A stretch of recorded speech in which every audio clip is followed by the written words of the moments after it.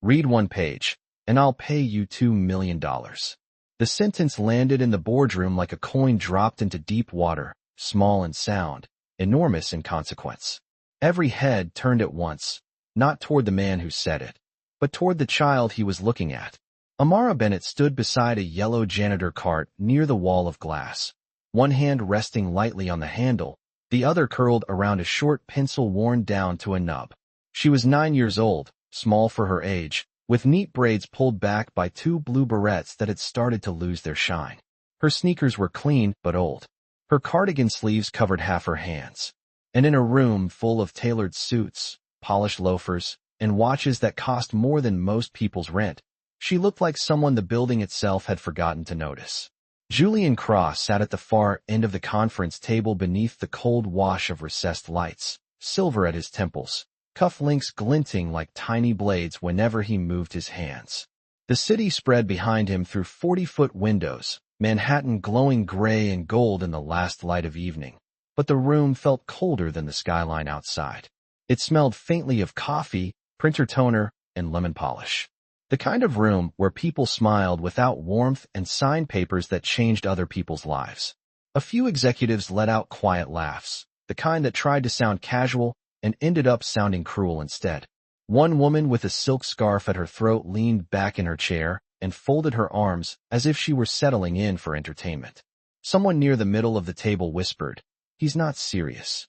But Julian Cross was serious in the way men like him often were when they wanted to prove a point. He slid a thick document across the glossy black table with 2 fingers. It glided over the reflected ceiling lights and stopped near the edge, pages crisp, corner tabs color-coded, legal language packed tight as bricks. "Go on," he said, his tone easy, almost amused. "Read it." Amara did not move right away. Beside her, her grandmother Loretta Bennett froze with a spray bottle still in hand, the clear liquid trembling under the fluorescent glare. Loretta worked nights cleaning the executive floors, and tonight Amara had come because school was out for a teacher workday, and there had been no one else to watch her. Usually, she stayed quiet, read library books in the records room, and kept close to the service hallway where nobody important had to look at her. But tonight the board meeting had gone late. The trash bins needed emptying, and one wrong turn through a half-open door had placed her in the path of Julian Cross's attention. "Sir," Loretta said softly, her voice careful and thin, "she's just a child." Julian did not look at Loretta. His eyes stayed on Amara. "Then this should be simple," he said. A few more smiles circled the room. Amara felt them before she looked at them. She knew that kind of smile. She had seen it in grocery store checkout lines when people assumed she couldn't count change fast enough. In school when kids laughed because she used words they didn't expect. In waiting rooms where adults spoke over her as though children heard nothing and understood less. Her father had taught her what those smiles meant long before she was old enough to name them. "Never be afraid of a room that wants you to feel small," he used to say. "Rooms are just walls and furniture. Truth is bigger." The memory came quick and warm, then faded, leaving only the hum of the air conditioning and the soft squeak of Loretta's cleaning shoes on marble. Amara stepped forward. The polished floor reflected her outline in broken ribbons of light. She approached the table slowly, not because she was afraid, but because she wanted to see the paper before she touched it. The document was thick, at least 1.5 inches, bound with a black clip at the top left corner. The title page carried the logo of Cross Meridian Holdings in dark blue, embossed so deeply that the letters cast shallow shadows. Beneath it sat another company name she did not recognize. Her eyes dropped lower. Acquisition Framework. Contingent Transfer Schedule. Annex Trust Instruments.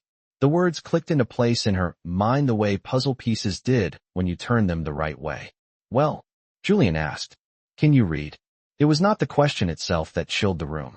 It was the way he asked it, smooth and smiling, as if the answer had already been decided for her. Amara lifted her chin. The overhead lights caught in her dark eyes. "Yes, sir," she said, and her voice was so calm that the laughter thinned around the table. Julian leaned back, one hand draped over the arm of his leather chair. "Then read page 12. His confidence filled the silence like perfume too expensive to be pleasant. Amara opened the stack to page 12, careful not to bend the paper. Her fingers were small, but steady. She smelled ink, fresh toner, the dry mineral scent of expensive paper.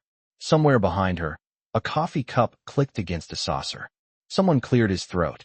Outside the windows, a helicopter drifted between buildings like a black thumbprint in the sky.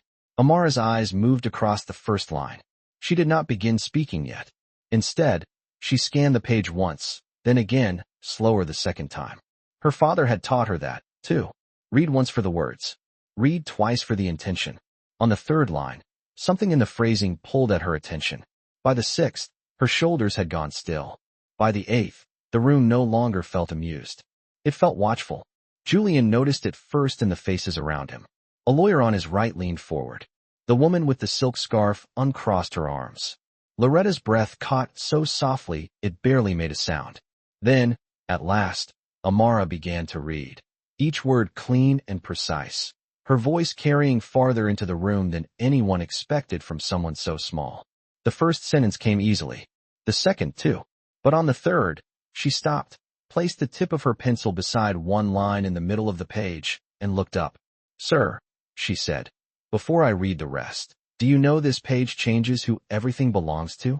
The room did not move for a full second after Amara spoke. It was the kind of stillness that felt louder than sound, the kind that pressed against glass and skin and made even the air seem sharper. Julian Cross kept his eyes on her, but something in his expression had changed. The easy amusement was still there on the surface, still polished and practiced, but beneath it something tighter had begun to form, a small line near the corner of his mouth, a pause in the rhythm of his breathing. Around the table, people stopped pretending. This was entertainment. A man near the end lowered his pen without writing another word. The woman in the silk scarf leaned closer to the page in front of her, as if the answer might somehow appear there first. Loretta Bennett stood frozen beside the janitor cart, one hand over her chest now, the spray bottle hanging forgotten at her side. Amara did not look at any of them. She looked down at the document again, her pencil tip resting exactly beside the sentence that had caught her eye. The paper was heavy and bright beneath the recessed lights, almost too white to be comfortable. It reflected against the black table like a strip of winter sky. "Explain that," Julian said at last. His voice was lower now, flatter, stripped of the casual smile he had been wearing a moment ago. Amara swallowed once, not from fear, but because every adult in the room was suddenly listening for real.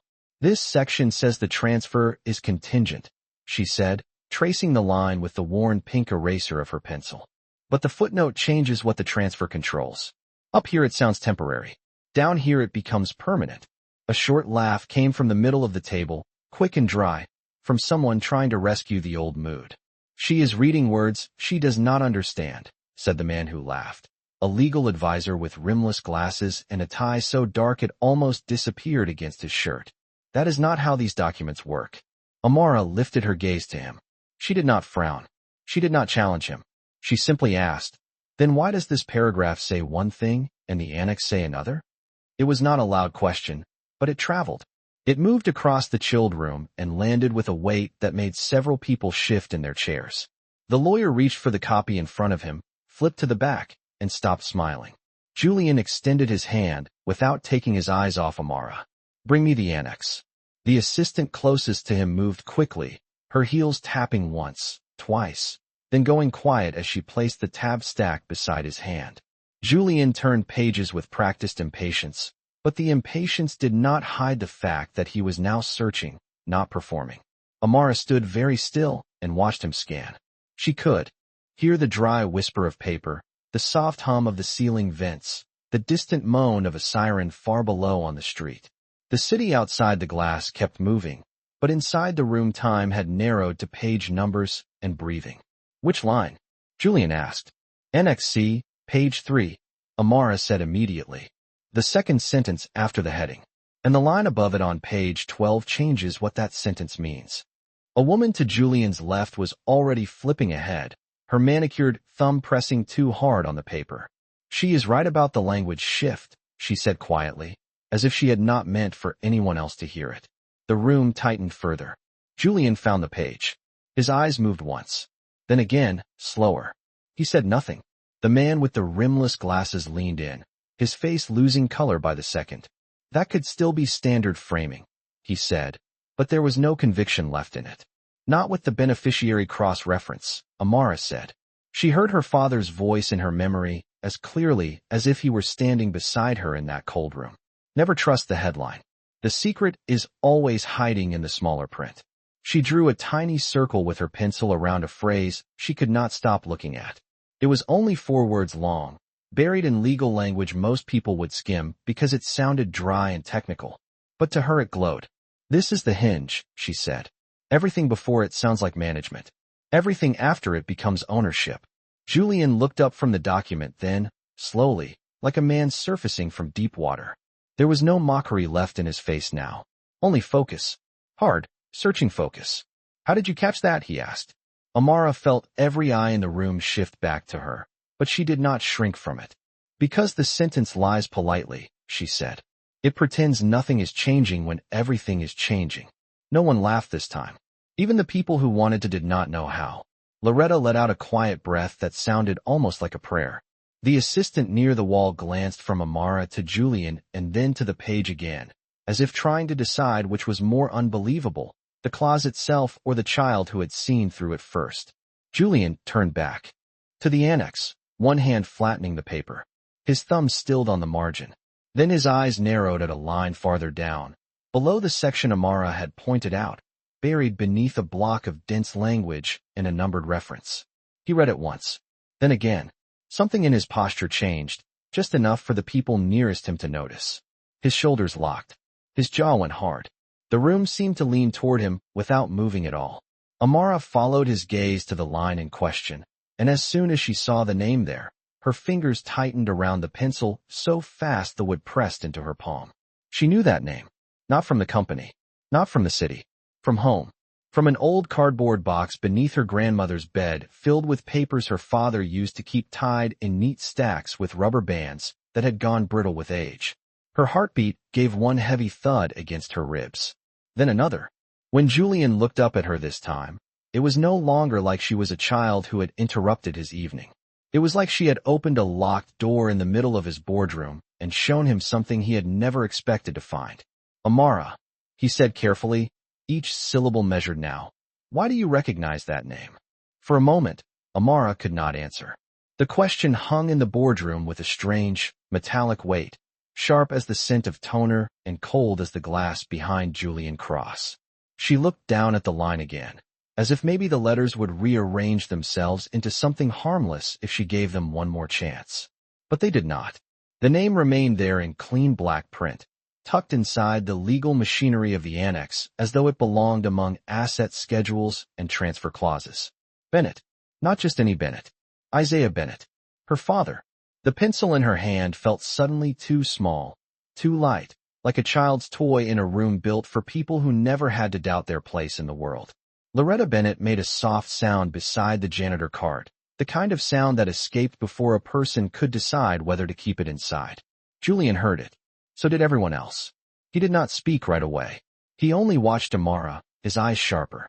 Now, not cruel, not amused, but alert in a way that made the room feel even smaller. That was my father's name, Amara said at last. Her voice was steady, but it came from deeper than before, as if she had to reach farther down inside herself to pull the words out. Isaiah Bennett. Across the table, the man with the rimless glasses blinked fast and straightened a stack of papers that did not need straightening. Someone near the far end shifted in a leather chair. The assistant by the wall lowered her eyes to her tablet, though she was no longer pretending to type. Julian looked back at the annex. His thumb stayed pressed at the edge of the page. You are certain? He asked. Amara nodded once. Yes, sir. Loretta set the spray bottle down in the caddy with a soft plastic click. Her face had gone pale beneath the warm brown of her skin, and the overhead lights caught the silver in her braids. She had spent years teaching herself how to disappear in rooms like this one, how to empty trash cans quietly, polish chrome without leaving streaks, keep her eyes lowered when executives walked by discussing things that bent the world around them. But now she could not disappear. Now the room had pulled her in with Amara.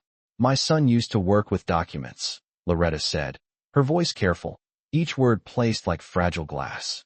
Years ago, before he got sick. Julian's eyes moved to her then. It was not the dismissive glance of a man looking past staff. It was the look of someone revising what he thought he understood.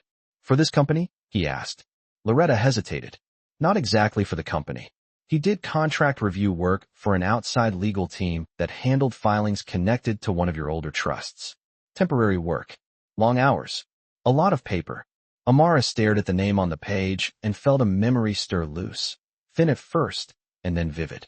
Her father at the kitchen table in their old apartment in Harlem, sleeves rolled up, coffee cooling beside him, legal pads spread out under the yellow light above the stove. She had been 6, maybe 7, coloring in the margins of a supermarket flyer because she liked the bright fruit pictures. He had tapped a paragraph with his pen and smiled without looking up. The dangerous words are never the loud ones. Baby girl, he had said. They hide behind clean language and expensive paper. If someone wants to take something, they make the sentence sound polite first. Back then she had not understood all of it. She only remembered how seriously he respected words, how he never skimmed, never guessed, never treated a page like it was too boring to matter. He read everything with the same quiet attention: lease renewals, insurance notices, school forms, church bulletins, because he believed written things had a way of deciding lives long before most people noticed. And now his name was here, inside a boardroom annex, printed like a ghost someone had tried to file away. He taught me to read legal language, Amara said. Not all of it, but enough to know when something sounds wrong. The woman in the silk scarf looked from Amara to Julian and then back to the document. Why would his name be in this annex at all? She asked, mostly to the room, though no one answered. Julian turned another page. The paper whispered under his hand. Because this is not just an acquisition framework, he said quietly. There is trust language embedded in it. He scanned farther down, then stopped at a reference number near the bottom margin. His face changed again, not dramatically, just a tightening around the eyes, a stillness around the mouth that signaled a deeper kind of concern than anger.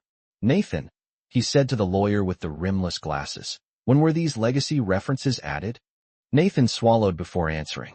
I would need to verify the revision timeline. Julian did not raise his voice, but the room reacted as if he had. Then verify it. Nathan opened his copy, turned to the revision page, and frowned. This version was compiled from archived instruments folded into the annex package 2 days ago. By whom? Julian asked. Nathan looked at the page, then at the others around him, then back at the page as if hoping it would answer for him. The internal note says it came through old trust administration records. Amara's heartbeat quickened. Loretta stepped closer, one hand resting on the janitor cart handle as though she needed something solid to hold on to. Isaiah kept copies of everything, she said softly, even after they told him the case was closed. He said, some names do not disappear by accident. He said if the wrong paper comes back years later, it means the truth never left. It just waited. Julian turned his head toward her slowly. There was no mockery in his face now, only concentration, and beneath it something darker, something like the first outline of regret. Amara could feel the room changing around them, not in temperature, not in light, but in allegiance. A few minutes earlier, she had been a child near a cleaning cart, a curiosity, a moment of cruel amusement to brighten a late meeting.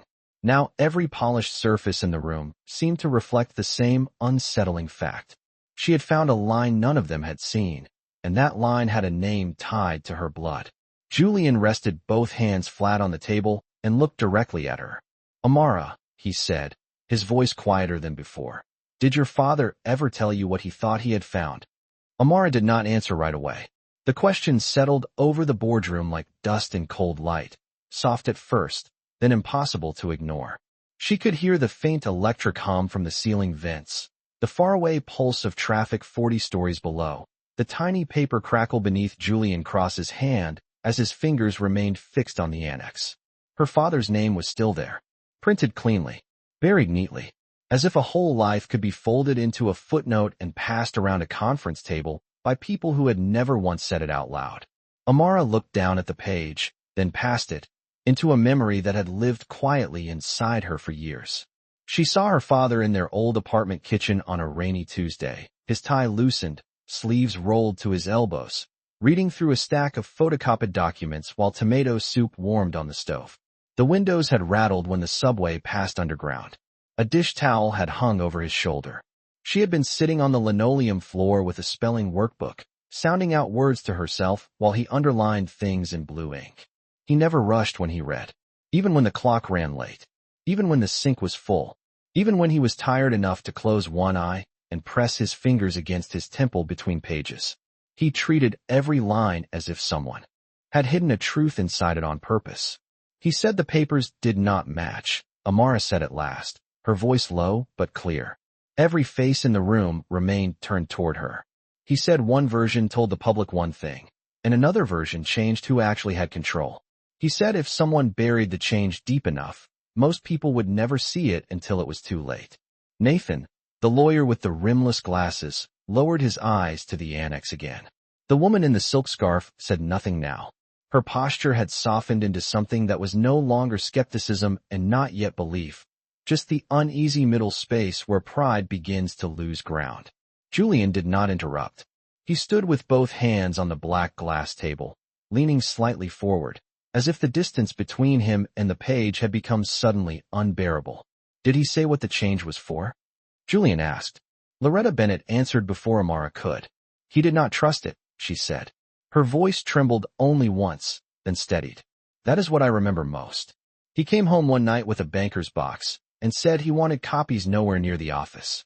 Said there were old trust names showing up inside newer filings, names that should have been retired years earlier. He told me if they were being revived, somebody was trying to move ownership without making noise. The boardroom seemed to shrink around those words. A few people glanced at one another without speaking. The assistant by the wall stopped pretending to organize her tablet and simply listened. Nathan flipped to the revision index again, this time slower, his finger pausing over timestamps, initials, routing marks. This annex references legacy instruments from more than a decade ago, he said, almost to himself. Some of these subfiles should have been sealed. Julian turned his head toward him. Should have been. Nathan swallowed. Archived under restricted review, I mean. Amara watched Julian's expression harden, not in anger exactly, but in concentration so sharp it stripped away every trace of the man who had smiled when he made his cruel little wager. He no longer looked like someone hosting a spectacle. He looked like someone realizing the room had been performing for him the whole time. My father kept his papers in a box under the bed, Amara said. The sentence sounded small in a room built for numbers with too many zeros. Still, no one looked away. Some had sticky notes on them. He wrote things like check the second version and compare the signatures. He used to tell me that when people change the truth, they almost never delete it. They just move it somewhere they think nobody important will look. Her throat tightened slightly on the last word, not because she was close to crying, but because she understood now how those words had lived in him. Nobody important. He had known what it felt like to see something real and not have the right title, the right office, the right skin, or the right last name to make the room care. Julian looked at her for a long second. And did anyone care when he raised it? He asked. The question was quiet. Careful. Amara knew before Loretta answered that the truth would not sound good in this room. No, Loretta said. Not the way they should have. Her hand tightened on the janitor card handle. At first they said he was thorough. Then they said he was overreading. Then they stopped calling. Temporary contracts dried up. Meetings got canceled. He kept saying it was all right. That truth takes longer when money is embarrassed by it. The line settled into the air like a final pin dropping. Even Nathan winced a little. Julian's eyes lowered to the page again, and when he spoke, his voice had changed in a way Amara could feel more than hear. It had lost its polished distance. What happened to him, he asked. Loretta's gaze moved to the window for one breath, where the city lights were coming on one by one like distant signals through fog. He got sick 2 years later, she said softly. Worked less. Slept less. Read until his eyes hurt anyway. He never stopped saying the paper trail would come back around, because people who hide things with documents always have to touch the documents again. Amara looked down at the annex, at the narrow columns of dense legal text. The footnotes crouched at the bottom like secrets too small to matter until they mattered most. Her father had been right. The paper trail had come back. Not to a courtroom. Not to a journalist. Not even to a lawyer. It had come back to a 9-year-old girl standing in borrowed quiet beside a janitor cart. Julian reached for the next page, but before he turned it, his hand stopped. His eyes fixed on a notation stamped in pale gray near the bottom right corner. almost invisible unless the light hit it just so. His face went still, completely still. Then he looked at Nathan. "This routing mark," he said, each word clipped and precise. "Why does it show executive review clearance from an office that no longer exists?" Nathan did not answer immediately. That alone changed the room. Until then, every hesitation had still carried the faint comfort of procedure, the illusion that somebody with the right title could explain away the strange details if given enough time and enough paper. But now the silence around him felt exposed. He stared at the pale gray routing mark in the corner of the annex as if it had appeared there on its own, as if ink could drift onto a page by weather instead of intention. The overhead lights washed his face in a flat, unforgiving white. He adjusted his glasses, glanced once toward the far end of the table, then lowered his eyes again. "That office was dissolved 11 years ago," he said carefully, "after the trust restructuring." Julian Cross remained still, one hand resting beside the page, the other curled loosely against the edge of the glass table. "Then why is its clearance stamp on a document prepared 2 days ago?" he asked. His voice was quiet, but the room reacted like the temperature had dropped 10 degrees. A woman near the middle of the table closed her leather folder without meaning to. The sound snapped through the silence and then vanished. Someone near the windows shifted in a chair and stopped, almost embarrassed by the noise. Nathan swallowed. "It could have been pulled from legacy imaging," he said. "Some archival overlays carry old metadata when packets are reassembled from sealed records." Julian looked at him without blinking. "Could have been," he repeated. "Or was?" Nathan did not answer. Amara stood with the pencil still in her hand, her arm beginning to ache from holding it so tightly, but she did not loosen her grip. Her eyes stayed on the corner mark Julian had pointed out. It was faint, almost ghostly, the kind of detail most people would miss because it sat beneath denser language and mattered less at first glance than the text itself. But her father had taught her that old marks mattered more than fresh words. New language could flatter. Old markings told on people. She could see him again in the small apartment kitchen, pressing his finger over a photocopy while rain striped the dark window. "Always check the leftovers," he had told her once, smiling in that tired way he had when he was trying to make something serious sound light. "The leftovers are where guilty people forget to clean up." Loretta stepped nearer to Amara now, not enough to interrupt, just enough that Amara could feel the warmth of her grandmother's presence at her shoulder. The janitor cart stood behind them like something from another world, its yellow plastic dull under the boardroom light, spray bottles and folded cloths tucked in their trays beside a bag of fresh liners. It had rolled in here carrying ordinary work. It now stood witness to something far from ordinary. "Show me the revision chain," Julian said. Nathan slid the annex toward himself, fingers less steady than before, and turned to the back pages where the administrative notes sat in cramped columns. He scanned the entries, lips parting once, then pressing shut. "This packet came through a secondary compile," he said. "It was routed through compliance support, then trust administration, then flagged for executive annex approval." "By whom?" Julian asked. Nathan hesitated. The assistant standing by the wall took one involuntary step forward, then stopped when no one looked at her. The city outside the glass had gone darker while they were talking. Office towers burned in rectangles of white and amber across the skyline. But the boardroom held its own weather now, all cold focus and tightening breath. "The approval initials are R.D. Mercer," Nathan said at last. The name passed across the room like a draft under a closed door. A few faces changed instantly. The woman in the silk scarf sat up straighter. One of the older men near the corner frowned and looked down, then away, as though he had heard a name he had not expected to hear again in this building. Julian's expression did not shift much, but Amara saw the change anyway. It was there in the way his shoulders went still, in the way his mouth flattened, in the pause before his next breath. "Mercer left this company 8 years ago," Julian said. "He died 3 years ago," added the older man quietly, almost reluctantly. No one corrected him. The words settled over the glass table and the neat stacks of paper like a layer of frost. Amara felt her pulse move harder in her throat.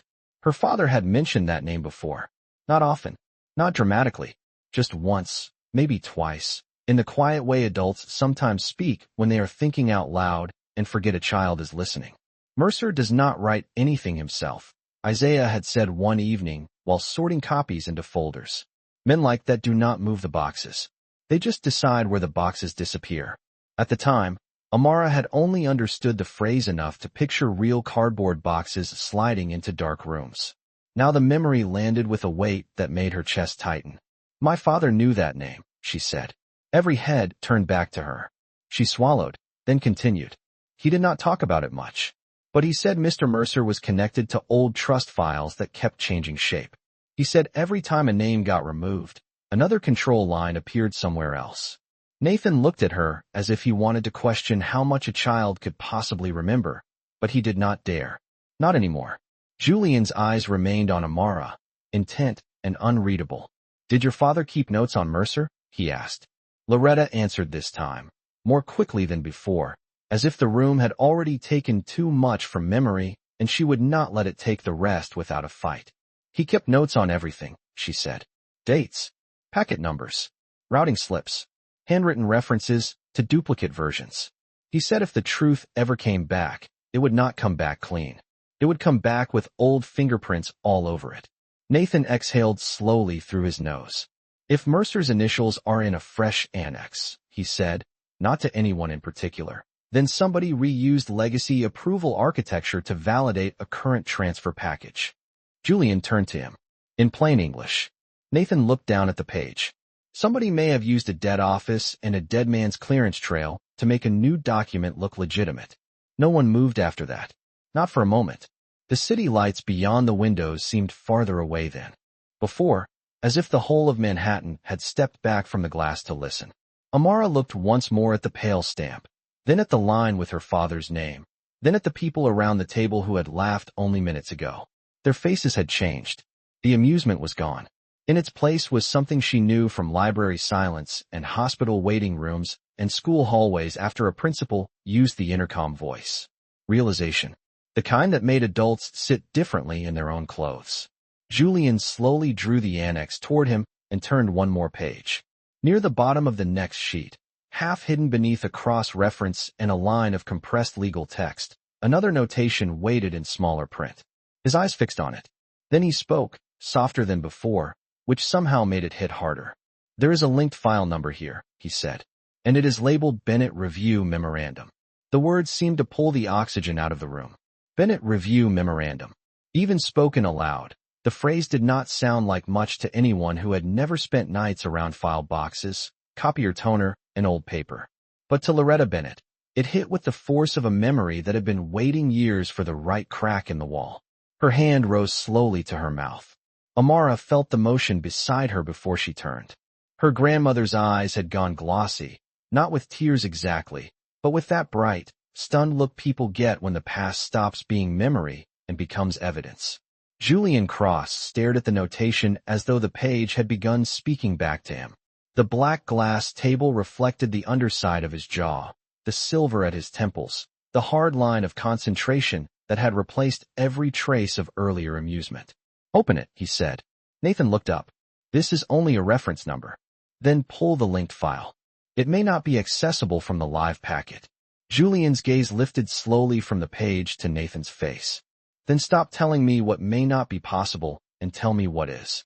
The sentence was not loud, but it landed hard enough that Nathan straightened as if the chair had suddenly gone rigid beneath him. His fingers moved to the keyboard embedded in the conference console, the screen at the center of. The table flickered to life, blue-white against the polished surface, and for the first time that night the entire room leaned towards something that was not a person. Nathan typed the file number. Nothing happened at first. Then a loading wheel turned once, twice, and a gray access prompt appeared. Restricted archive. Legacy clearance required. Julian did not blink. Use executive override, he said. Nathan hesitated. If this links to retired trust administration records, it may trigger audit notice. Good, Julian said. Let it. Amara stood very still, the pencil warm in her hand now from the heat of her grip. The conference screen cast a pale light across her cardigan sleeve and onto the janitor cart behind her, making the spray bottles gleam like glass in a hospital corridor. She could hear the tap of Nathan's ring against the keys, the low ventilation hum above the ceiling panels, and somewhere far away the muffled horn of a ferry on the river. The city outside kept breathing, but this room had started holding its breath. Nathan entered the override code. The loading wheel spun again, longer this time. A progress bar crawled across the bottom of the screen in slow white blocks. 10%. 22. 31. No one spoke. Even the people who had earlier found amusement in the sight of a child at the edge of the table now sat with their hands folded or their phones face down, watching the screen as if it were a door opening into a basement they had forgotten existed. Loretta's voice, when it came, was no more than a whisper. He used that phrase at home. Julian turned his head slightly toward her. She did not seem to notice. Her eyes were fixed on the screen, but they were seeing years at once. Review memorandum, she said. Isaiah called it that because he did not trust the official summary. He said summaries are where people hide the smiling version. A memorandum is where the warning lies if someone is brave enough to write it plain. Amara felt that line settle inside her. She could picture her father at the kitchen table again, blue pen in hand, legal pad beside a chipped mug, stacking copies into neat piles while steam clouded the window over the sink. He had always looked most alive when he was trying to name something honestly. That was what she missed most some days. Not only his voice, not only his arms lifting her when she ran toward the door. It was the way he believed words mattered enough to rescue. The screen flashed. The file opened. A scanned first page appeared in black and gray, old letterhead at the top, slight skew in the photocopy, staple shadow in the upper corner. Bennett Review Memorandum. Prepared by Isaiah Bennett. Date, 11 years earlier. The room did not simply go silent. It recoiled inward. Nathan's mouth parted.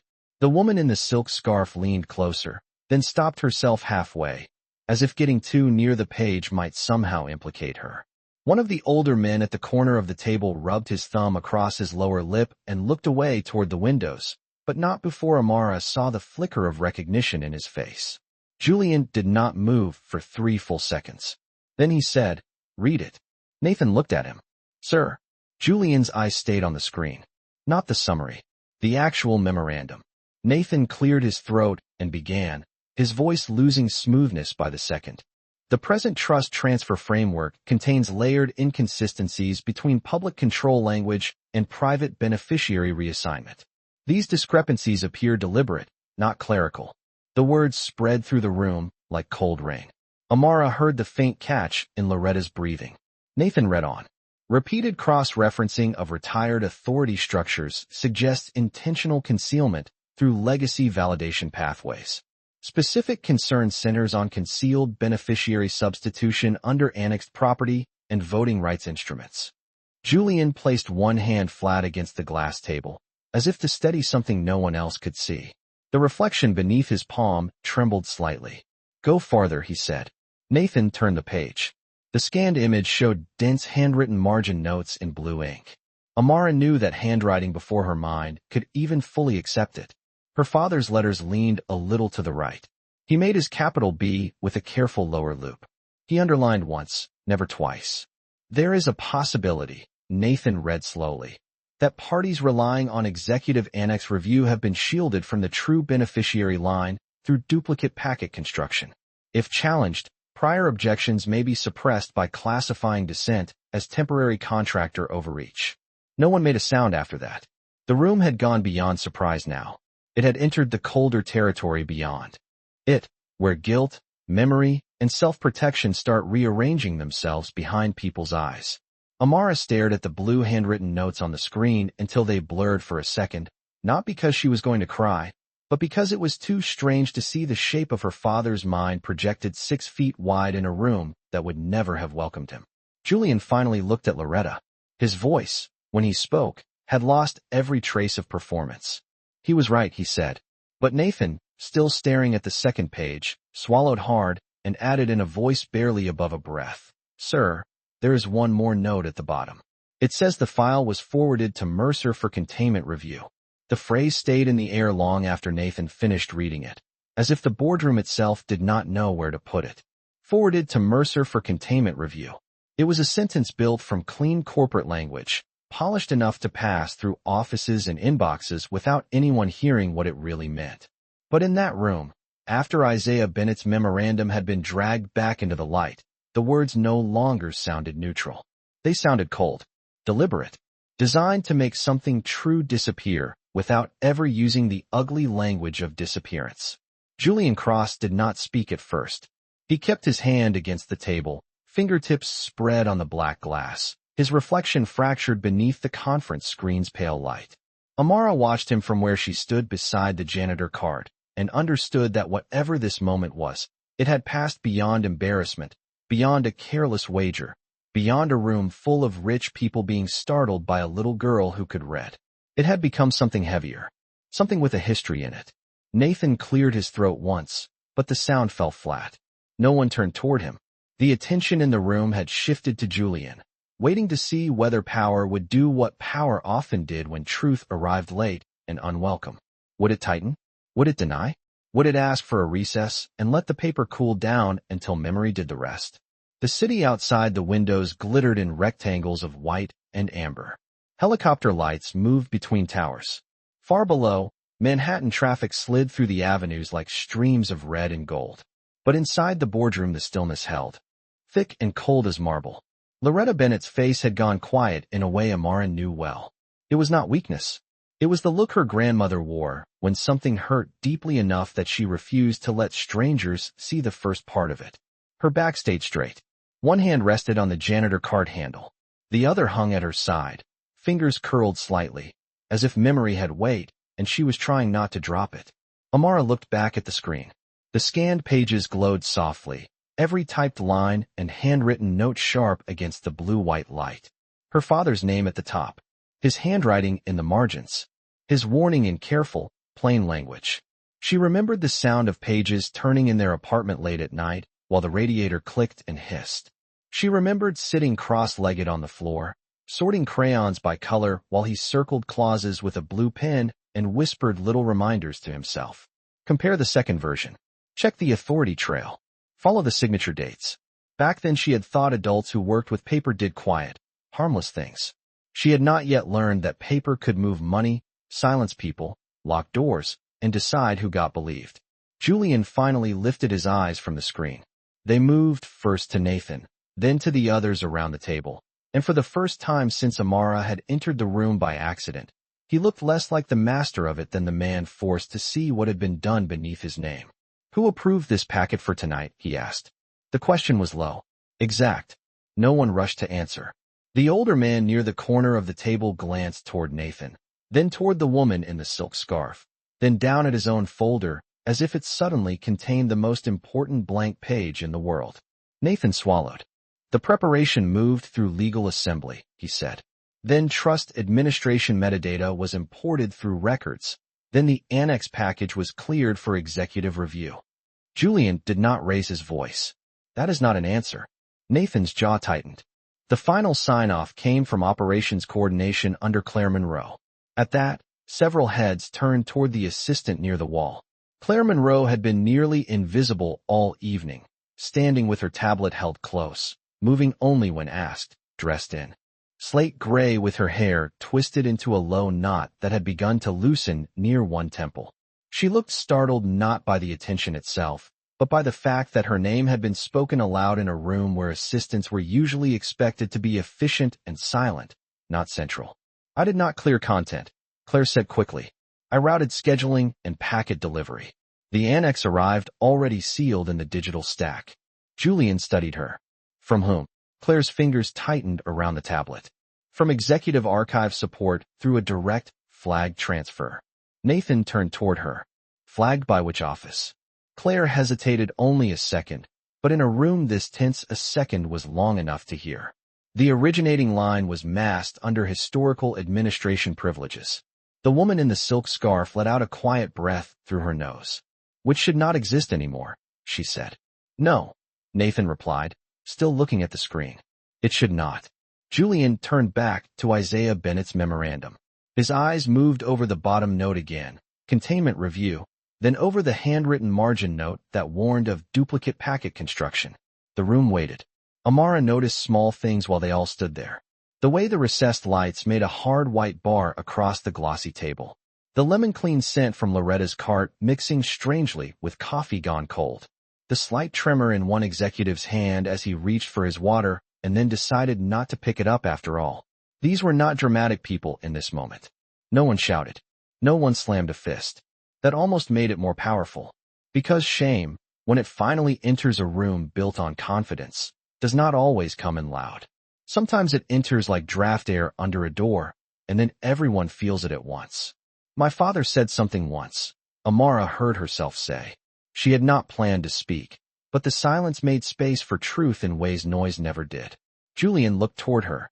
So did everyone else. Her voice stayed soft, but it carried because nobody wanted to miss a word now. He said when important people use gentle words for ugly things, it usually means the ugly thing has already happened. Nathan lowered his gaze. The older man at the corner rubbed the side of his face. Claire looked at Amara with something close. To wonder, as if she could not understand how a 9-year-old child standing beside a cleaning cart had become the clearest voice in a room full of adults paid to manage language. Julian did not look away from Amara. Something in his face shifted then, not dramatically, but enough for her to see it. The edge in him changed shape. It was no longer the sharpness of ego. It was the sharper, more dangerous thing that comes when a person of power realizes he has been handled.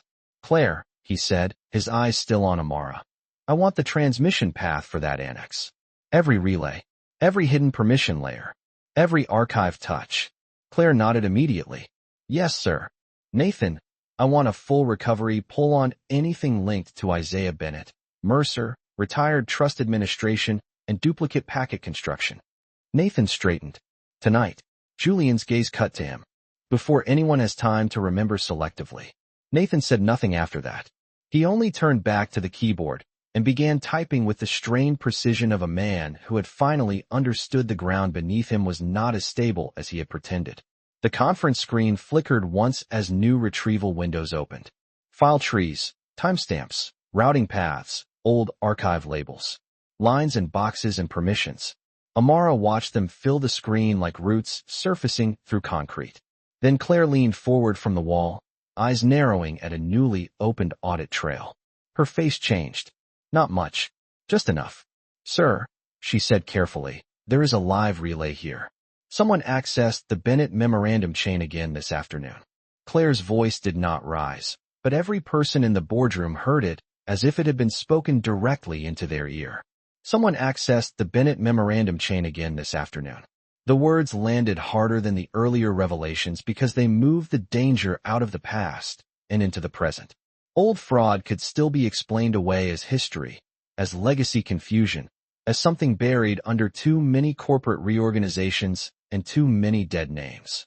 But an access event from this afternoon meant a living hand had touched Isaiah Bennett's warning only hours before Julian's meeting.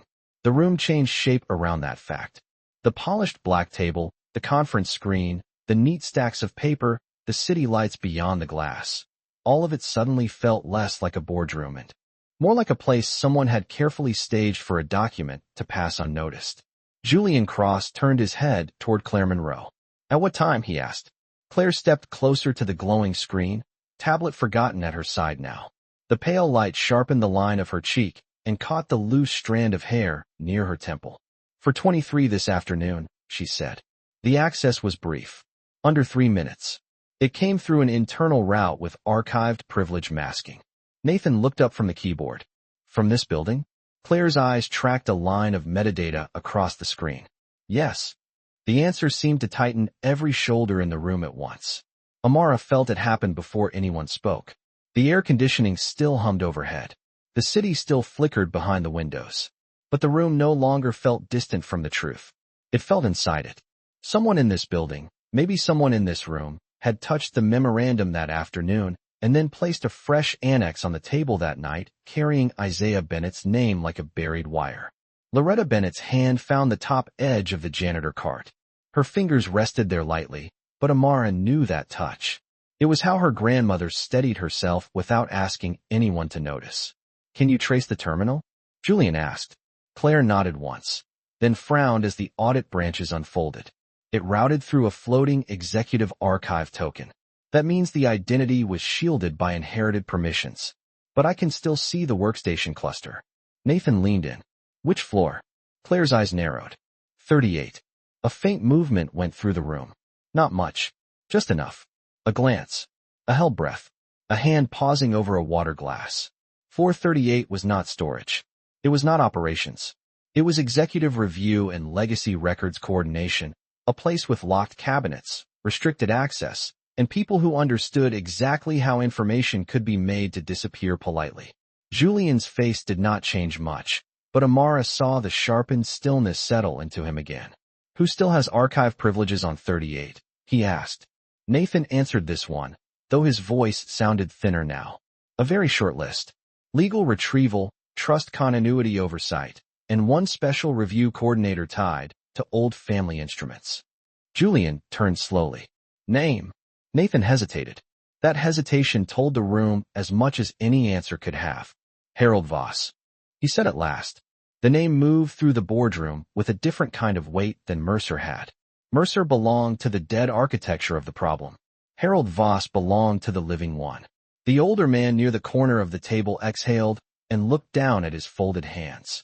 The woman in the silk scarf pressed her lips together. Claire did not speak, but something in her expression hardened, as if a private suspicion had just been given paperwork. Amara had never heard the name before, but she understood what it did to the adults around her. Some names made people cautious because they carried rank. Others made people cautious because they carried memory. Harold Voss, she could tell, carried both. Julian rested one hand against the back of his chair. What exactly does Voss oversee? He asked. Nathan answered without looking up. Continuity review for legacy trusts, dormant instruments, and historical beneficiary disputes.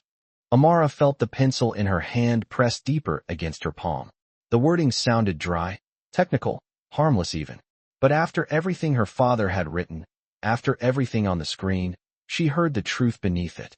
He oversees the things people hope no one asks about twice. Loretta spoke before Amara could. Isaiah mentioned a man once, she said quietly. Every eye turned toward her again. She did not flinch. Tall. Always neat. Spoke softly. That is what he said made him nervous. People who do wrong loudly can be seen. But people who do wrong softly can sit in a nice office for 20 years. Nathan's fingers hovered above the keyboard. Claire looked from Loretta to the screen and back again. Julian did not interrupt.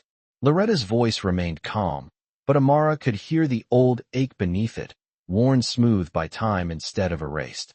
My son said there was one man who never put anything ugly in an email, never used the kind of words that would scare a lawyer at first glance.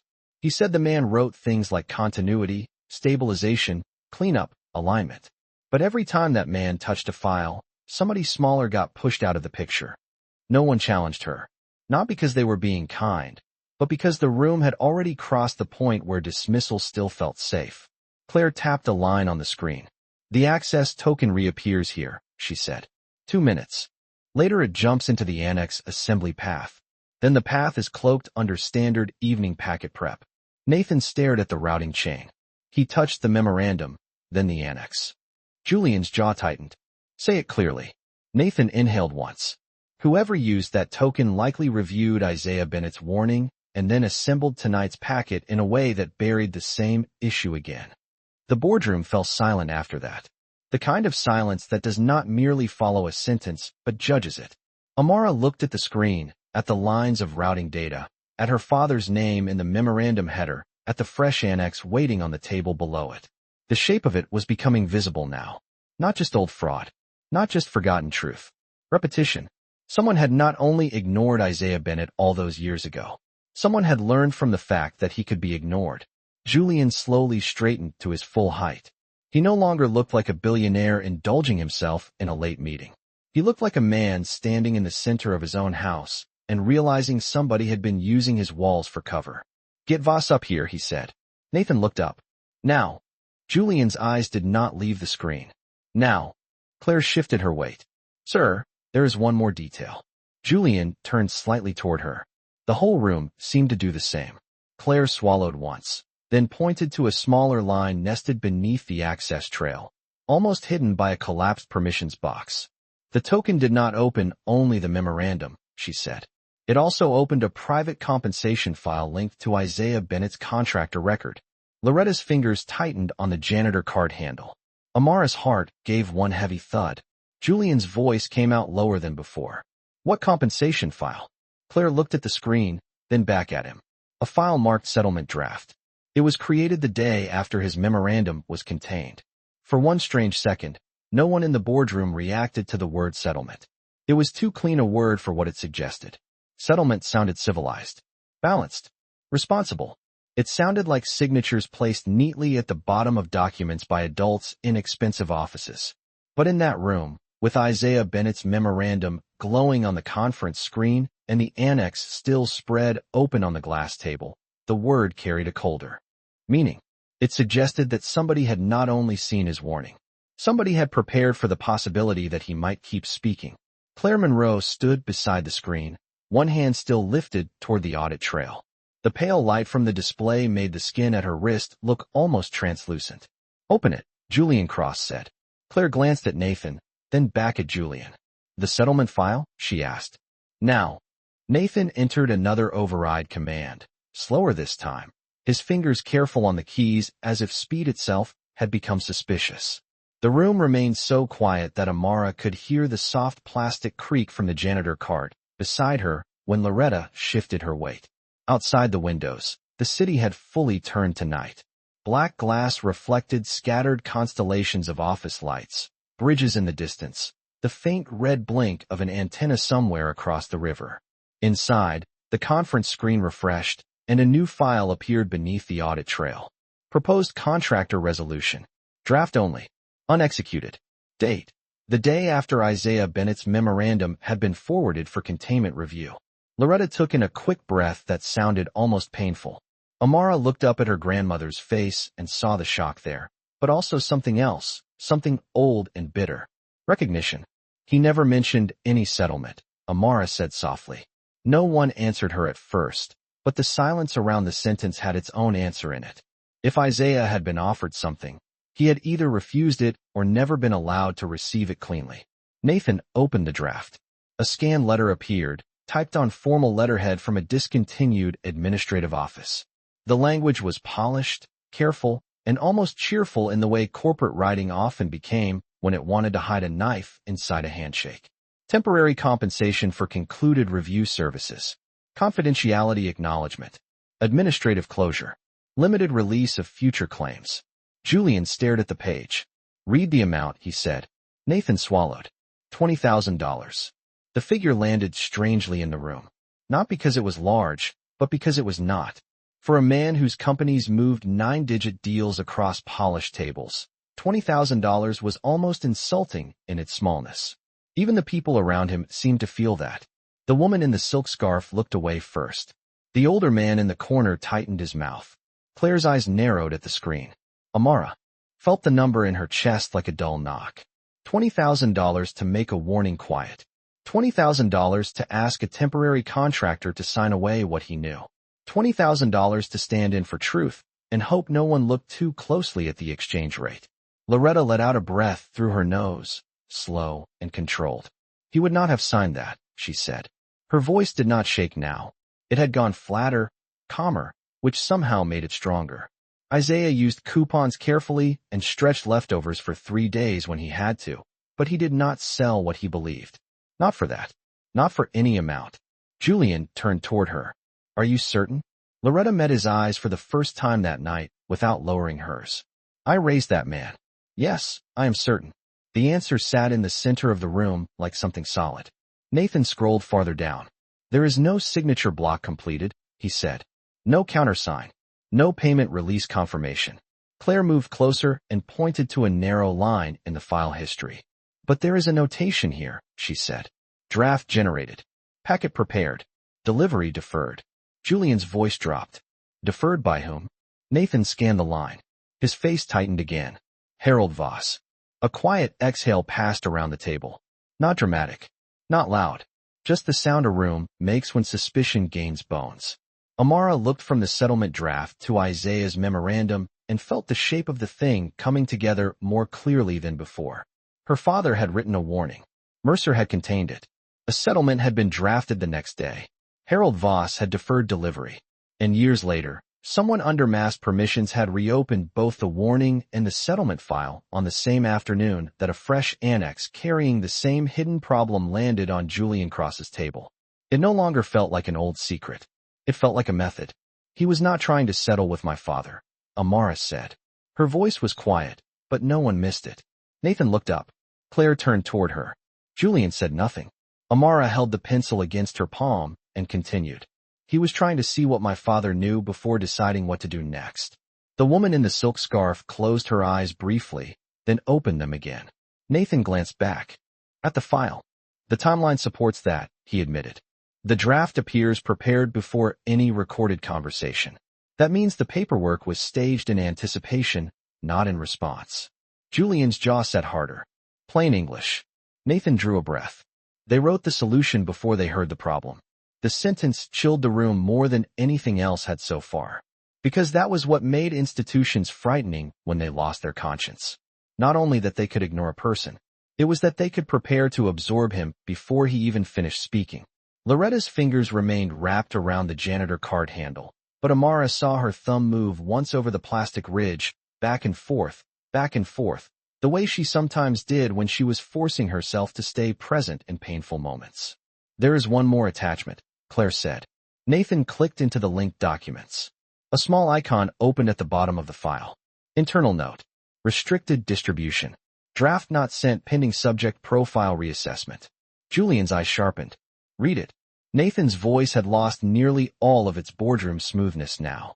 Initial recommendation favored financial closure. Deferred after review coordinator advised subject may retain external copies and display high persistence under reputational pressure conditions. Loretta's face went still.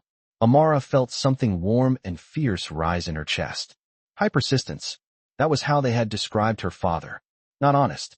Not careful. Not right. Persistent. As though refusing to help bury the truth was a difficult personality trait instead of a moral one. Keep reading, Julian said. Nathan did. Further recommendation. Monitor related family contact vectors before re-engagement. No one moved after that. The words did not merely reveal a file. They revealed a mindset. Not just hide the warning. Not just quiet the man. Watch the family. Watch who he might tell. Watch where the truth might travel if it escaped the page. Claire slowly lowered her hand from the screen. The light reflected in her eyes. Sir, she said carefully. This note was not reopened this afternoon. Julian turned toward her. Then what was? Claire looked back at the audit trail, then at the attachment list beneath the settlement draft. A second file linked to it. Nathan followed her gaze and clicked. A smaller window opened, timestamped this afternoon at 4:26. It contained no memo, no scanned letter, no legal language. Only a current address verification form. Loretta Bennett. Building access record attached. Julian went completely still. Amara's heartbeat thudded once against her ribs. Then Claire said the one sentence that made the whole room feel suddenly unsafe in a new way. Someone did not just reopen Isaiah Bennett's old files, she said. Someone checked whether his mother still worked in this building. Claire's sentence seemed to drain the warmth from the room in one clean pull. Someone did not just reopen Isaiah Bennett's old files. Someone checked whether his mother still worked in this building. For the first time that night, Amara felt something colder than shock move through her chest. It was not fear exactly. It was the sudden understanding that this was no longer only about hidden clauses and buried names and old paper trails that had slept for 11 years. This had reached into the present, into access logs, into schedules, into her grandmother's life. The janitor cart beside them, with its folded rags and lemon cleaner and extra trash liners, no longer looked like an ordinary thing waiting to be wheeled back into a service hall. It looked like proof that Loretta Bennett had been standing inside the shadow of this company for years, while somebody upstairs still remembered the family attached to the warning they had tried to bury. Julian Cross did not move at first. The city burned behind him in cold squares of light, reflected in the wall of glass and the glossy table beneath his hands. His face had gone still in that dangerous way Amara had begun to recognize, the stillness of a man whose anger had passed beyond display and become precision. Who pulled the address verification? He asked. Claire's eyes stayed fixed on the audit trail. The same masked archive token linked to 38. Nathan leaned closer to the console, reading the metadata with visible strain now. The access branch opened at 4:26. It checked current employment status, badge history, shift assignment, service corridor permissions, and emergency contact fields. Loretta made a sound then, very small, almost swallowed before it formed. Amara turned toward her grandmother and saw the truth landing in her face piece by piece. This was not random. This was not some automated system sweep. Someone had looked at where she still moved, where she still entered, what time she worked, how she could be reached.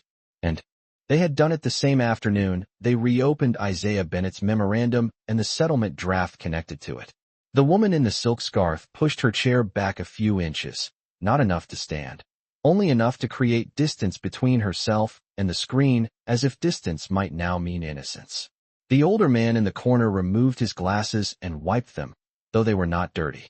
Claire stood almost motionless except for the rise and fall of her breathing. Nathan scrolled lower. "There is another note," he said, quieter than before. Julian turned. "Read it." Nathan hesitated. "It is not formal language." "Read it anyway." Nathan swallowed once and did as he was told. Family contact likely low visibility.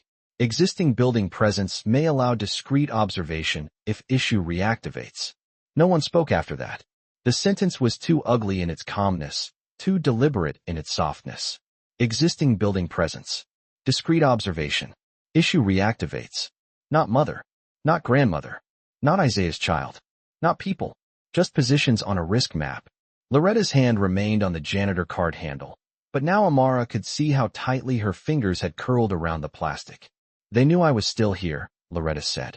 Her voice was barely above a whisper, but it carried to every corner of the boardroom because shame had emptied the room of interruption. All these years, they knew. Julian turned fully toward her. "Did anyone ever contact you after your son passed?" Loretta shook her head slowly. "Not directly, but there were strange things sometimes. Shift changes with no reason. Requests that I not enter certain floors for a week or two. Then it would pass. I thought it was just how these places worked. You tell yourself that when you need the paycheck." Amara felt the sentence settle inside her like a stone. You tell yourself that when you need the paycheck. That was how power lasted so often.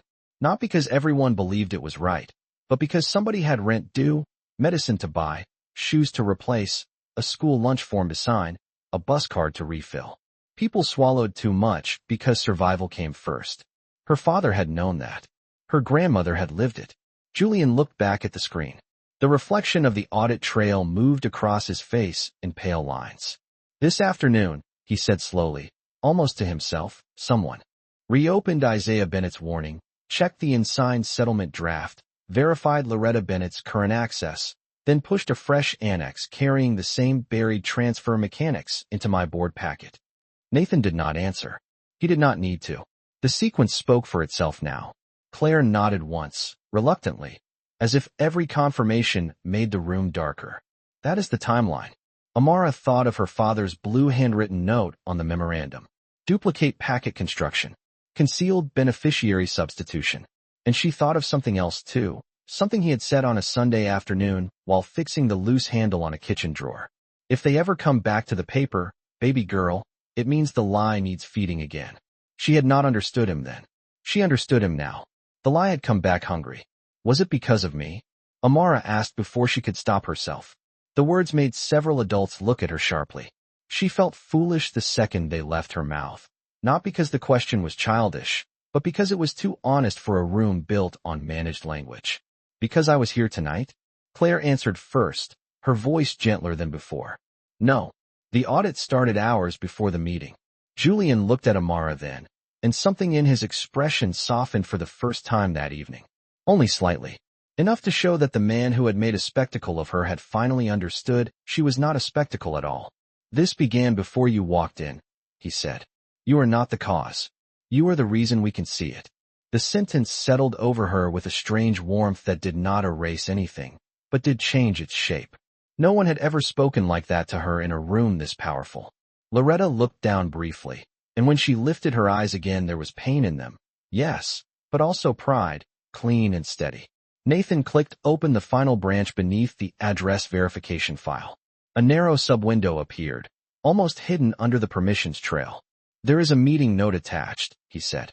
Julian's eyes hardened again. "From whom?" Nathan scanned the header. "Harold Voss. Time stamped at 4:38 this afternoon. Restricted internal circulation." The room seemed to lean in without moving. Nathan opened the note. It contained only 3 lines. Very short. Very plain. That somehow made them worse. Packet should proceed tonight. If Bennett contact appears inactive, no action needed. If family recognition occurs, notify before close. The last word seemed to ring in the polished silence after Nathan read it. Notify before close. Not if legal concern arises. Not if transfer issue is discovered. If family recognition occurs.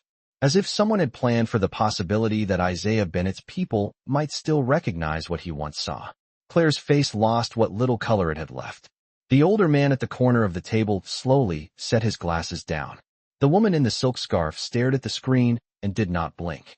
Julian Cross looked from the note to Amara, then to Loretta, then back to the screen. When he finally spoke, his voice was quiet enough to force everyone else to listen harder. Lock down floor 38, he said. No one leaves records coordination, trust continuity, or archive review until I say so. Nathan looked up. Claire straightened. Even the people who had laughed earlier now sat with the fixed expressions of passengers who had just realized the route they trusted was built wrong. Julian's gaze did not leave the screen. And bring Harold Voss to this room, he said. Then, after one beat of silence, Claire leaned slightly closer to the audit window and whispered the detail that made Amara's heartbeat jump again. Sir, she said, his badge just moved. Claire's whisper changed the room more than a shout could have. His badge just moved. The words slid through the boardroom with a cold, precise force, and suddenly the screen was no longer just a record of what had happened. It had become a live map of what was happening now. Nathan's hands froze above the keyboard. Claire leaned closer to the audit window, her face lit pale by the movement log. He was on 38 2 minutes ago, she said. Now the badge is descending. Julian Cross did not raise his voice. He did not have to. Where is it headed? Claire tapped twice, bringing up the elevator trace. The boardroom lights reflected in the black glass table like long bars of ice. Outside the windows, the city kept glittering as if nothing inside this tower had changed. But inside the room the air had tightened into something lean and watchful. He is not heading to this floor, Claire said. He bypassed executive conference access. Nathan stared at the trace. Then where is he going? Claire's eyes followed the moving line down the system grid. Service level transfer. Loretta Bennett's hand closed more firmly around the janitor card handle. Amara felt the shift beside her before she even turned. Service level. That was where the freight elevators ran.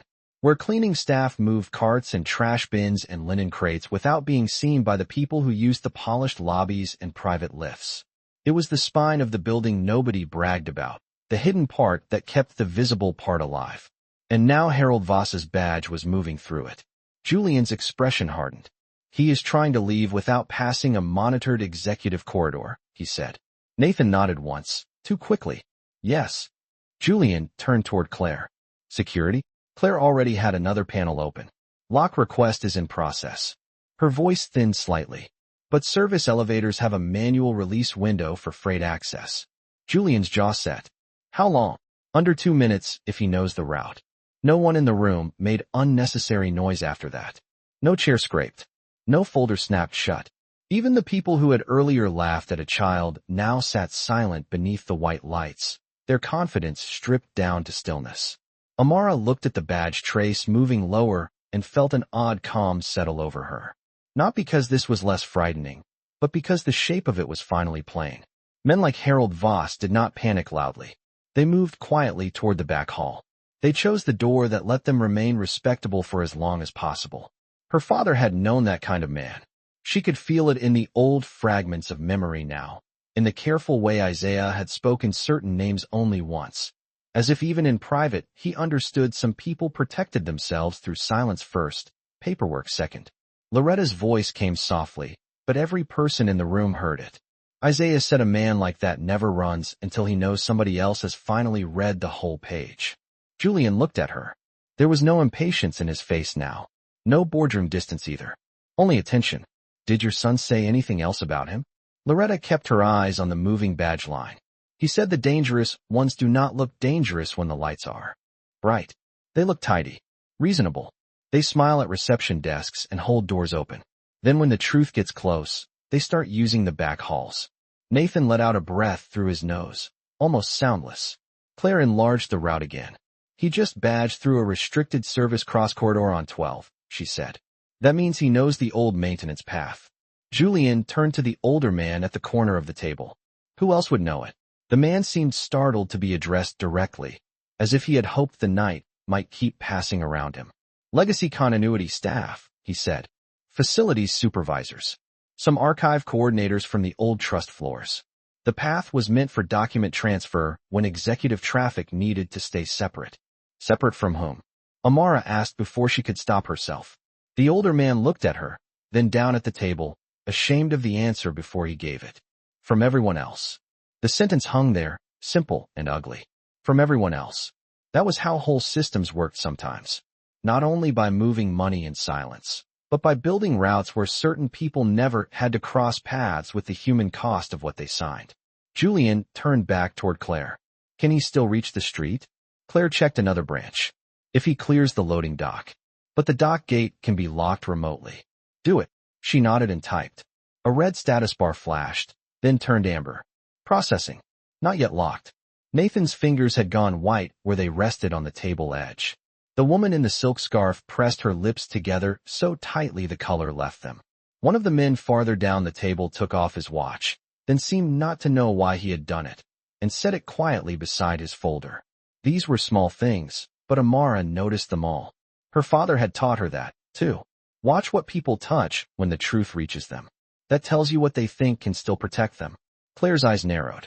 He stopped. The words snapped every gaze back to the screen.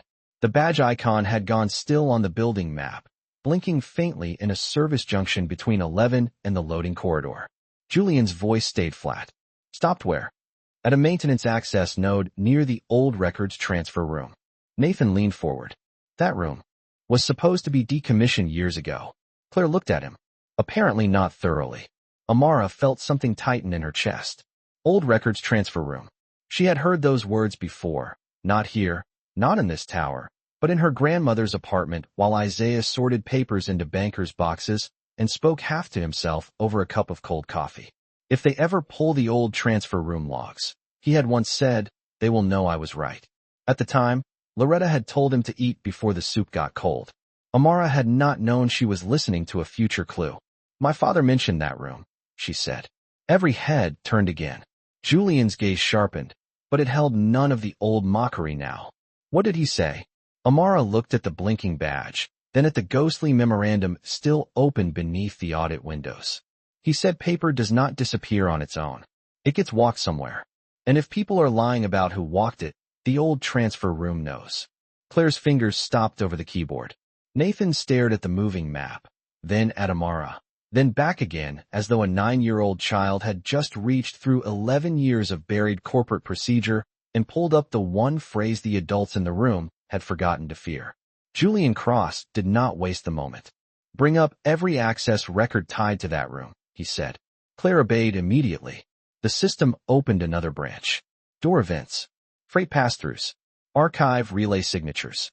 And there, nested inside the older logs, one line began flashing in new red text. Active manual unlock request. Source, old records transfer room. Nathan's face lost what little color it had left. He is trying to open an unmonitored exit channel, he said. Julian's eyes fixed on the screen. Can we stop it? Claire checked the permissions trail, then shook her head once. Not from here if he uses the old mechanical release. Silence fell again, but it was not helpless silence now. It was the sharp silence before movement. Julian stepped away from the table. The reflection of the screen slid off his suit like cold water. He looked at Loretta, then at Amara, and something in his face changed one more time, into something neither of them had seen from him before. Responsibility. Not the kind announced at press conferences. The kind that arrives late and without style when a person finally understands that power means the mess is his to walk into. No one leaves this room except security, Nathan began, but Julian cut him off with a glance. Claire, send the lock order again. Nathan, preserve every file branch. Loretta, Amara, stay here.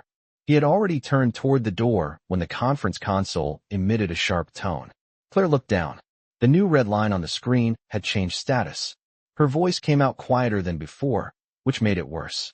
"Sir," she said, "the manual unlock just completed. And one more badge has entered the same corridor." The second badge entering the corridor changed everything. Until that moment, the room had still been working with one shape of danger, one man moving through back halls, one trail to chase before it vanished into some polished excuse. But a second badge meant coordination. It meant somebody else had been waiting near the old records transfer room or had moved the moment Harold Voss did. It meant the lie was not just alive. It had company. Claire Monroe stared at the screen, one hand braced against the console now, the pale light flattening her features into sharp focus. "Identify the second badge," Julian Cross said. He had stopped halfway to the door, shoulders squared, every line of him pulled taut with the kind of control that comes just before action. Claire's eyes flicked across the new data branch. "The token is not masked," she said. "It is facilities supervisor access." Nathan leaned in. "Name?" Claire tapped once. "Dennis Kroll." The older man at the corner of the table shut his eyes for one brief second and opened them again. "Kroll has been here 18 years, he said quietly, almost as if he regretted knowing it. He handled physical archive transitions during the old trust floor consolidations. Amara looked at the blinking red access line, then at the new name beneath it, and felt the last vague edges of the night sharpen into something undeniable. Paper did not just disappear. People helped it travel. Her father had known that. He had written about duplicate packet construction and hidden authority trails, but none of those things floated in the air by themselves. Hands carried them. Quiet men. Men with keys. Men who knew which hallway cameras had blind spots and which. Doors still listened to dead permissions. Loretta's voice came low and even. "Isaiah mentioned Kroll once." Julian turned at once. "What did he say?" Loretta looked not at Julian but at the conference screen, as if the answer were printed there too. "He said some people move paper because they are told to. Others move it because they have learned how to belong to power by staying useful." Nathan lowered his gaze. Claire did not speak. The city outside the windows glowed without mercy.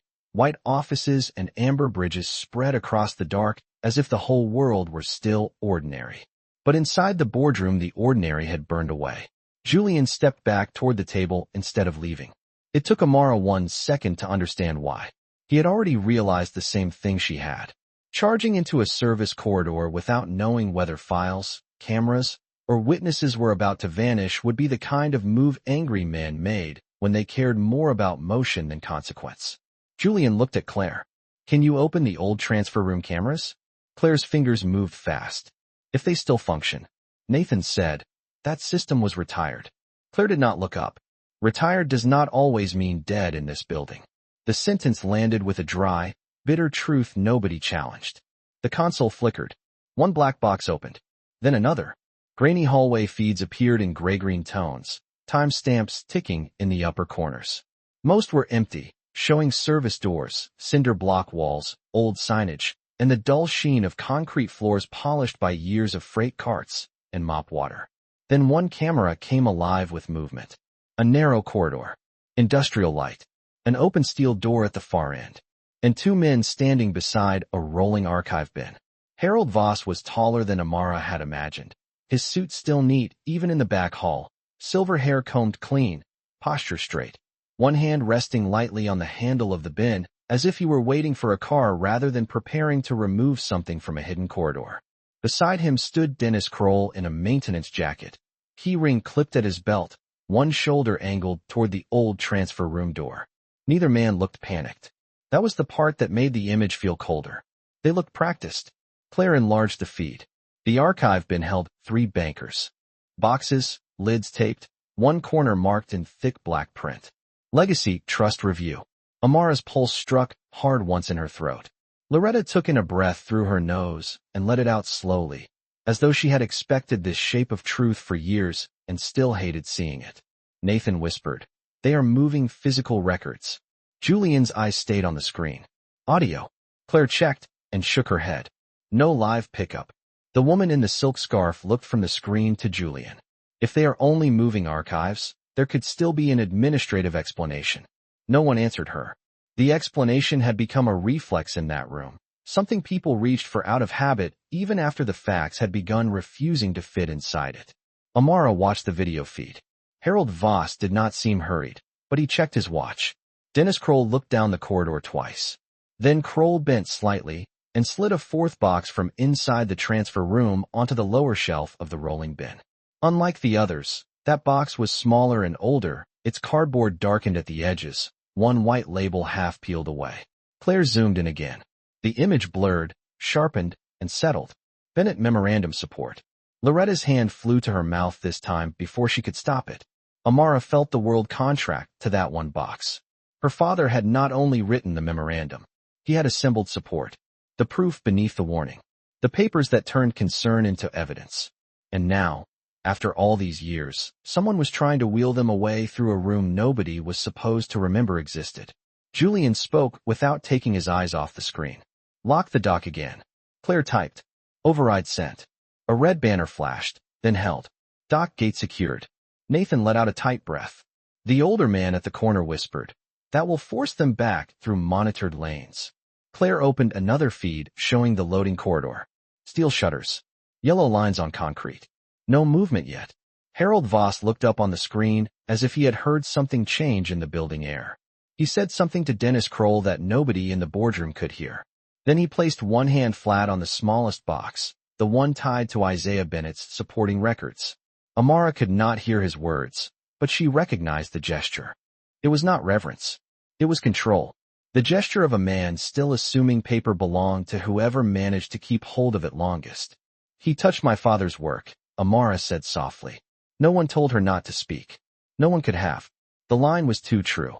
Julian finally turned from the screen to look at her, and whatever distance remained between the billionaire at the head of the table and the girl beside the janitor cart thinned into something almost painful to witness. Shame was in his face now. Real shame. Not because he had made a rude bet, though that still mattered. Because he was seeing, in full, how easily rooms like his had always mistaken who mattered and who merely had authority. Yes, he said quietly. He did.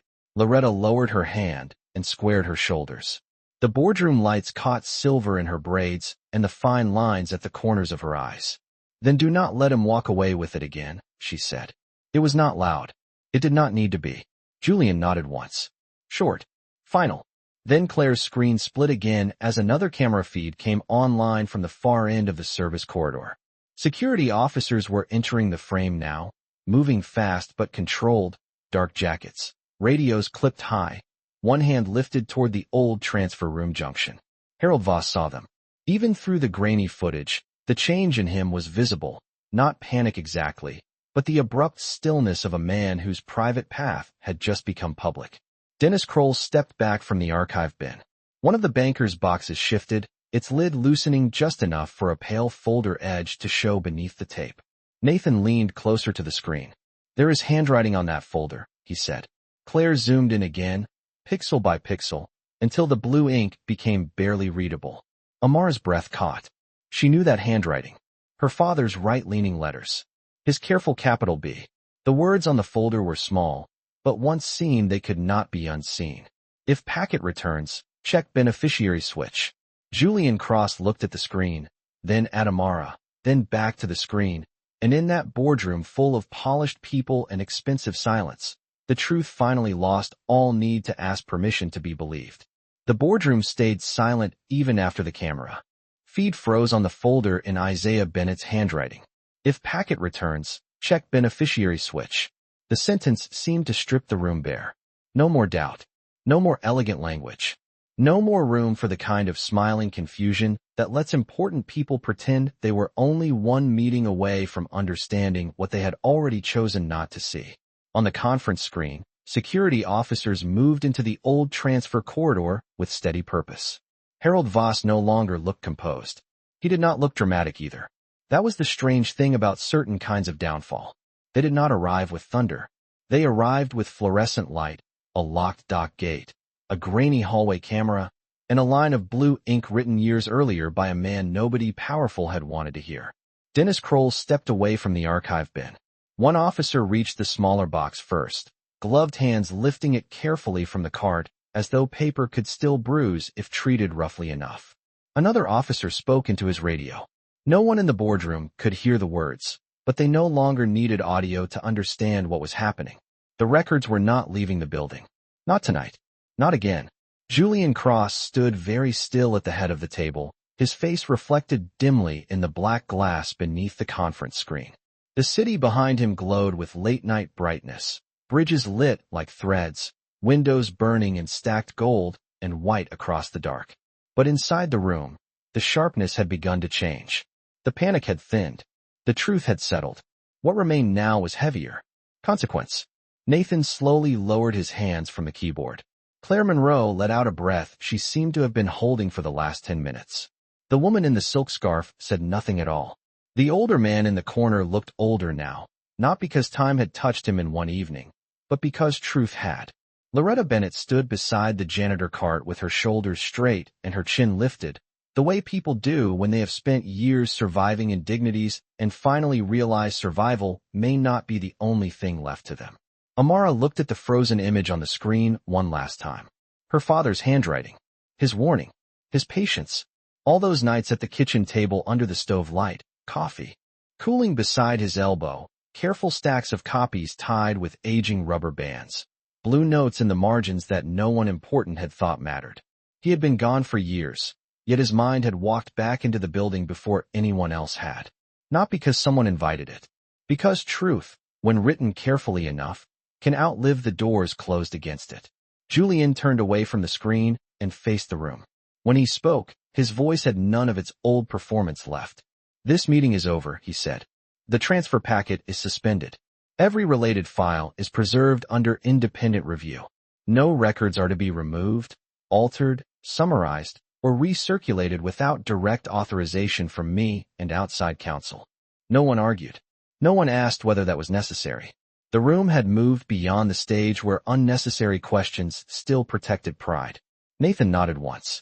Claire began typing immediately. The others sat in silence, each alone with whatever version of themselves this night had revealed. Then Julian looked at Loretta. Really looked at her. Not at her uniform. Not at the cart. Not at the role this building had assigned her. At her. "Mrs. Bennett," he said, and even the formality sounded different now, humbler somehow. "I owe your son more than an acknowledgement. I owe him the truth he was denied." Loretta did not answer right away.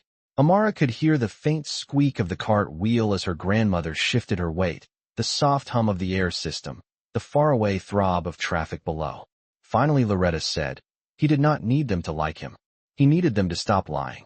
The words landed softly, but nothing in the room felt untouched by them. Julian nodded once, absorbing the blow of their plainness. Then he looked at Amara. For a second she saw the first version of him and the man standing there now at the same time. The billionaire who had turned a child into a boardroom game, and the man who now understood that the child had been the only honest reader in the room. He walked around the end of the table slowly, not with ceremony, not with theatrical remorse, just with the quiet care of someone trying not to make a wrong movement in the presence of something real. He stopped a few feet from her, enough to honor the space. Between them, "Amara," he said.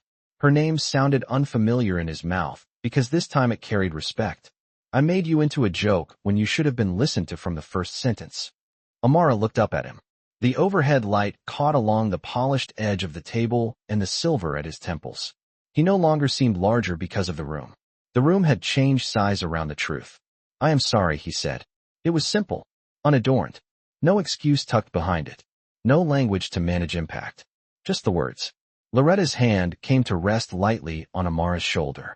Warm, steady, real. Amara thought about the $2 million. The wager that had started all this. The amount that had made adults laugh because they assumed the point was never the money.